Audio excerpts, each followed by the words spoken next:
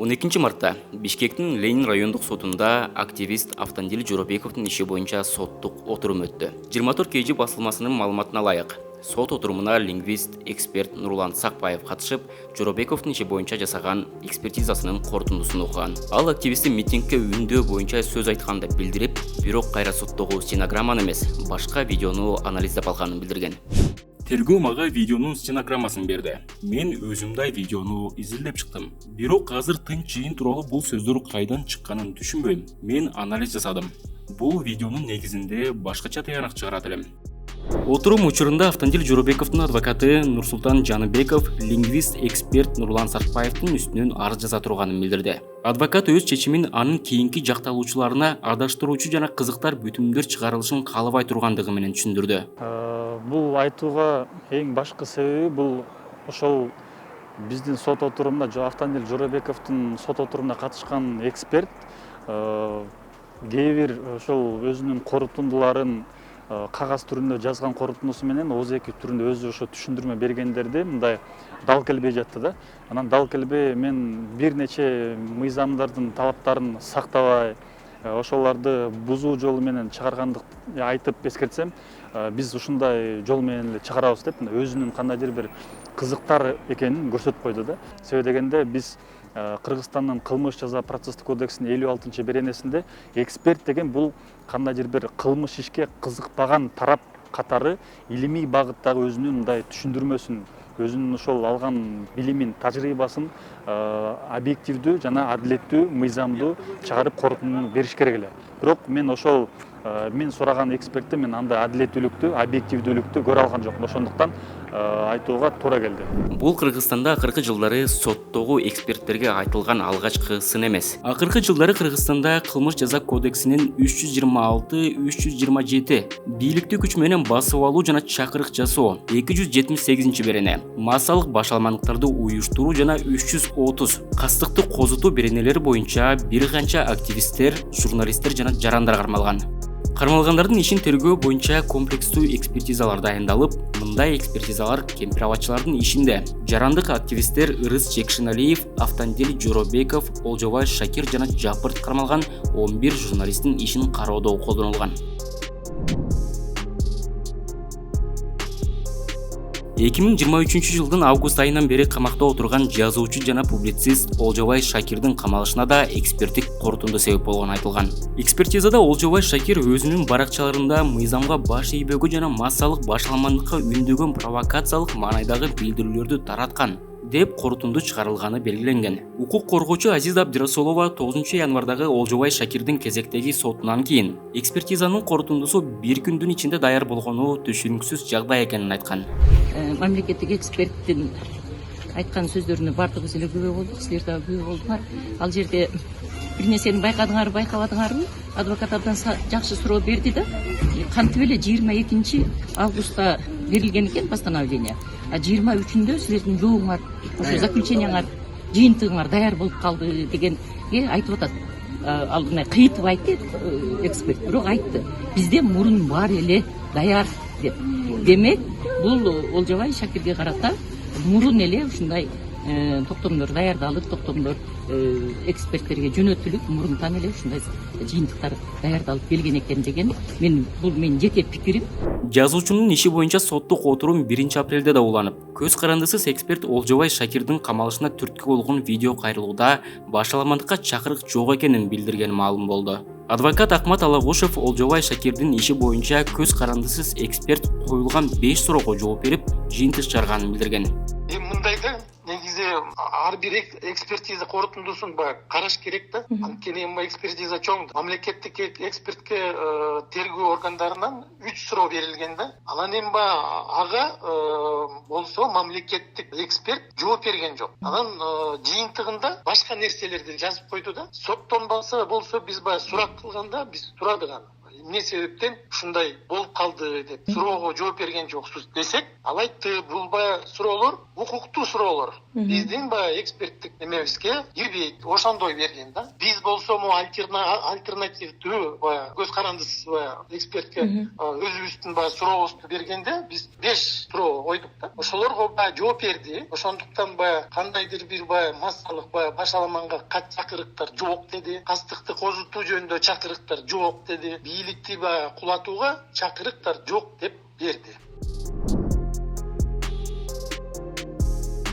Активист жана журналисттерден сырткары акыркы убактарда Кыргызстандагы көз карандысыз ЖМКлардын ишмердүүлүгүнө байланыштуу да соттук экспертиза дайындалган учурлар көбөйдү. Алсак, массалык маалымат каражаттарынын Next TV'нын директору Талайбек Дүйшөнбиев, Globe Media, Азаттык медиа жана башкалардын иши боюнча экспертиза жасалган.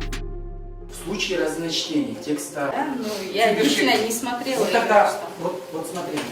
Алардын арасынан эң көп чуу жаратканы Globe медиасынын иши боюнча жасалган экспертиза болуп калды. Алсак 5 жана 9 февралда өткөн сот отурумдарына Globe медиасынын материалдарына анализ жүргүзгөн эксперттер чакырылган. Алар юстиция министрлигине караштуу соттук экспертизалык лингвист эксперт Гуля Мураталиева жана республикалык психиатрия борборунун адистери эксперттер Жекшенбек Аралбаев, Жанна Караева, Вероника Терехова, Чолпон Абдуллаева жана юстиция министрлигинин соттук медициналык эксперти Талайбек Абдукожоев болгон. Алгач юстиция министрлигине караштуу соттук эксперттик департаментинин лингвист эксперти Гуля Мураталиева Globe медиасынын 20 жакын материалына 2021 жана 2023 жылдары жүргүзгөн анализин бүтүндөрүн көрсөткөн. Эксперт талапка ылайык изилдөөнүн методдорун жана булактарын даана көрсөтүп, башкы прокуратура тарабынан берилген суроолордун өзү компетенттүү болгондоруна гана жооп бергенин баса белгилеген. Мураталиева анализдеген материалдарга жараша Globe'дун материалдары бир топтуу же улуттуу басынтууга багытталбаганын айтып,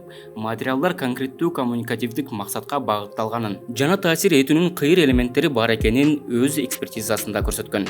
Сот отурумунда лингвист эксперт Гуля Мураталиеванын корутундуларына карата комментарийлер айтылган эмес. Бирок психологиялык анализ жүргүзгөн эксперттердин корутундулары адвокаттарда, андан соң социалдык медианын айрым колдонуучуларында бир топ суроолорду жаратып, ал тургай сынга да алынды.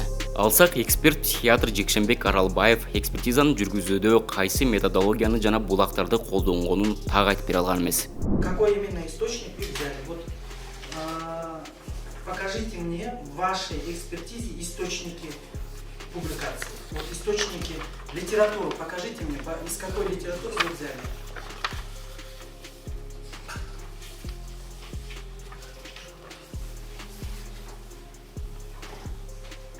Где литература у вас? Где мы можем проверить? Нет, это тот же документ. Мындан сырткары, эксперт Globe'дун материалдарын үстүртөн гана окуп, кол коюп койгонун моюндаган. Я честно признаюсь. Какая публикация? Вот. Я не помню.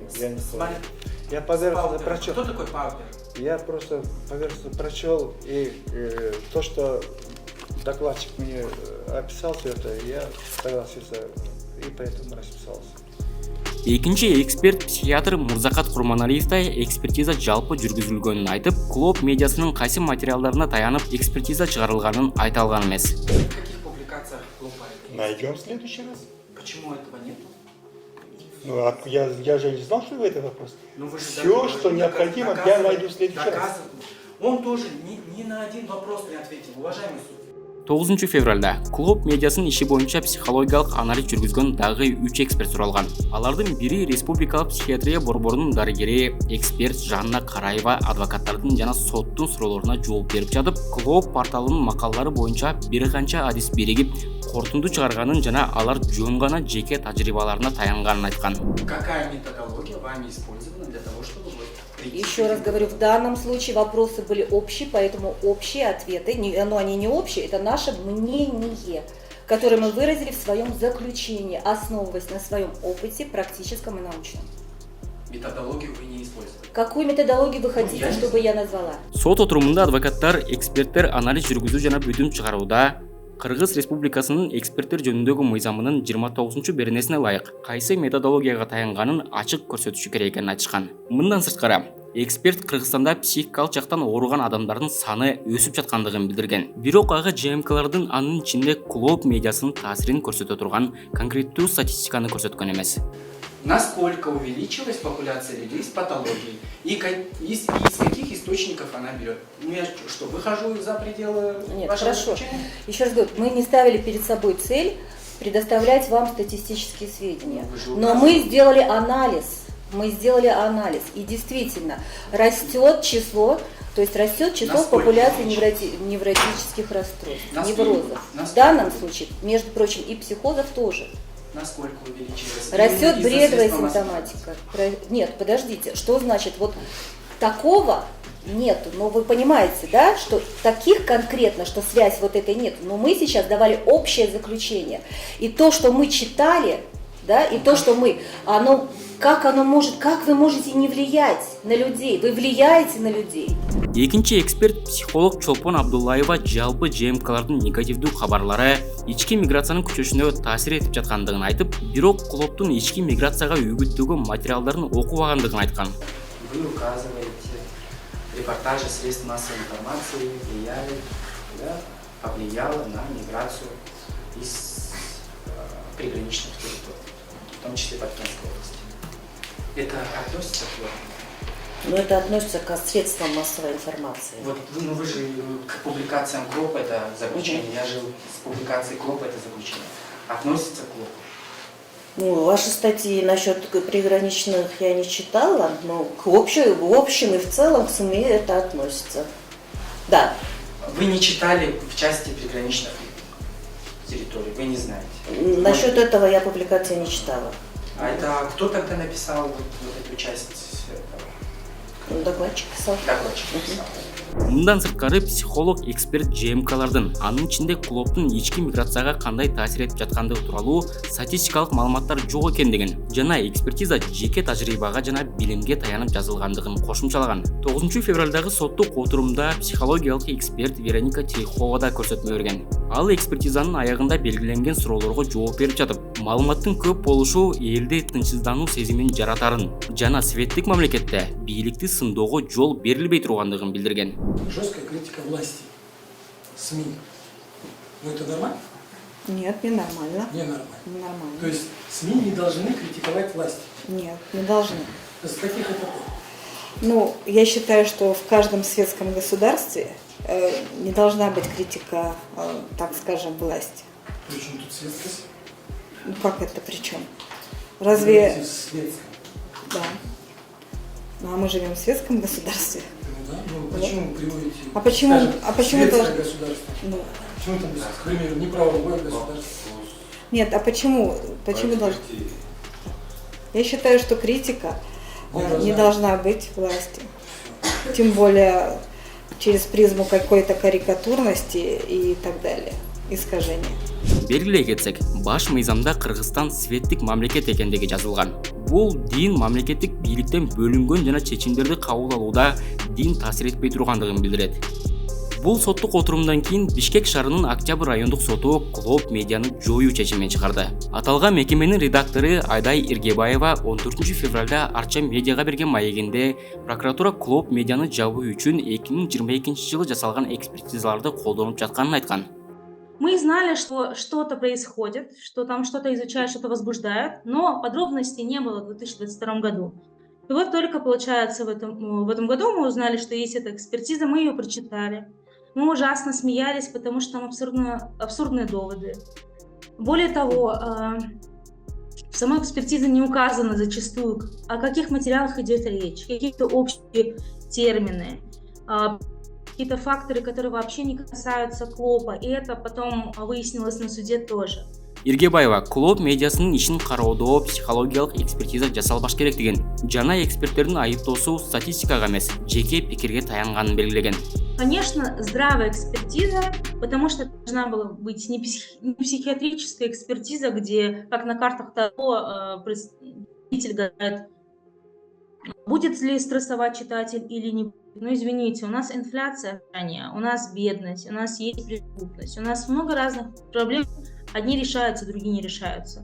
Кыргызстанда соттук эксперттик иш жана эксперттердин ыйгарым укуктары, милдеттери мыйзам тарабынан жөнгө салынат. Жалпысынан Кыргызстанда соттук экспертиза жүргүзүү департаменттери 3 органга баш ийет. Кыргыз Республикасынын Юстиция министрлигине караштуу соттук эксперттик кызматы, Кыргыз Республикасынын Саламаттыкты сактоо министрлигине караштуу соттук медициналык эксперттик кызматы, Кыргыз Республикасынын өкмөтүнө караштуу соттук эксперттик кызматы.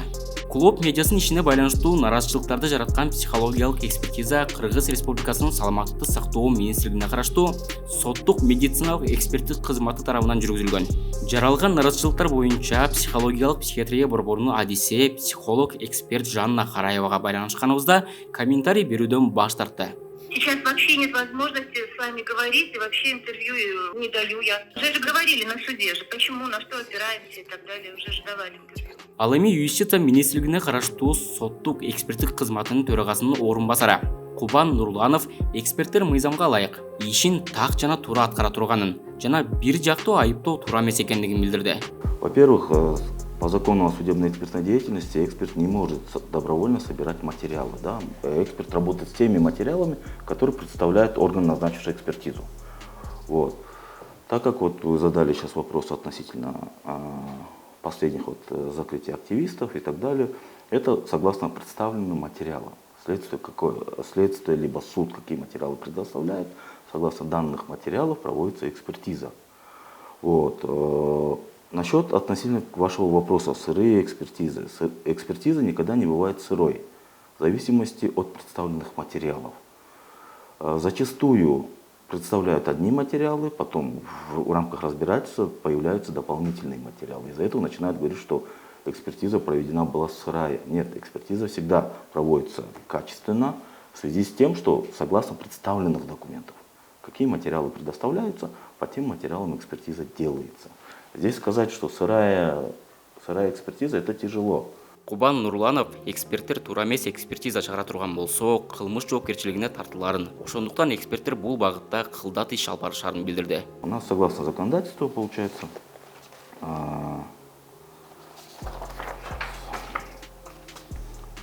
эксперт у нас независим, согласно статье 7, не может подпадать под влияние ни следственных, ни сторон адвокатов, либо обвиняемых, либо пострадавших. Да? Он независим. Также эксперт при вынесении заключения, при подготовке данного заключения, он несет уголовную ответственность. Он подписку дает. За каждую дачу заключения, либо об отказе, он дает подписку. Так что он отвечает в рамках уголовного законодательства. Мындан сырткары, Кубан Нурланов эксперттердин бүтүмдөрү сотто чечим чыгаруучу жалгыз далил эмес экендигин жана аны сот чече тургандыгын билдирди. Сама экспертиза является одним из видов доказательств. Да? А оценку принять этот вид доказательства принимает орган назначивший. Это не мы не даем юридическую оценку заключениям. Да? Очень часто задают исследователи, суды дать юридическую оценку. Юридическую оценку согласно уголовного законодательства, гражданского законодательства и нашего закона дает орган, назначивший экспертизу. Укук коргоочу Азиза Абдирасулова мыйзамда эксперттердин жоопкерчилиги каралса да, бүгүнкү күнгө чейин бир да эксперт жоопкерчиликке тартылбаганын жана маселе чечилбей жаткандыгын билдирди. Бүгүнкү күнгө чейин эксперттер туура эмес экспертиза жыйынтык берип, анан ошонун жыйынтыктын негизинде жарандар камакта бир нече ай, бир нече жыл убактысын өткөргөн фактысы боюнча бир дагы эксперт жоопко тартылып элек. Эксперттердин бул жерде жоопкерчилигинин жоктугу, аларды эч ким жоопко тартылбагандыгы. Азыр биз ошол адвокаттар менен, ошол эле камактагылар менен сүйлөшкөндө айтып атабыз. Бул биз конечно эле ушу экспертизанын жыйынтыгына шылтап эле тергөөчүлөр айып угузуп, анан прокуратура айыпты колдоп, анан сот кама берип атпайбы? Ал эксперт анан баарына эмнеге дегенде экспертизанын ушундай жыйынтыгы дейт. Абдирасулованын айтымында, эгерде экспертиза жасоого көңүл бурулбаса, келечекте чоң коркунучтар болушу мүмкүн. Эми коркунуч деген ошол, мынакей камалышат. Экспертизанын негизинде кылмыш жоопкерчилигине тартылат, кандайдыр бир жазага тартылат, балким эркинен ажыратылат, же болбосо штраф же пробация болуп иши кылып жаза алышат. И ошону бул биринчи коркунуч жарандар үчүн, а экинчи дагы мамлекет үчүн коркунуч, ал жазага тартылганын соттор, прокурорлор, тергөөчүлөр мойнуна албайт. Бул экспертизанын жыйынтыгы ошондой болгон дейт. Өзүнүн жоопкерчилик алат, а эксперттер болсо бүгүнкү күнгө чейин мен кайталап коеюн, бир дагы эксперт өзүнүн туура эмес кыянатчылык менен чыгарган кыянагына, экспертизалык кыянагына бир дагы эксперт жоопко тартылды элек. Бүгүнкү күндө адвокаттар үчүн дагы, коом үчүн дагы бул өтө чоң ойлонуч маселе. Чоң рахмат.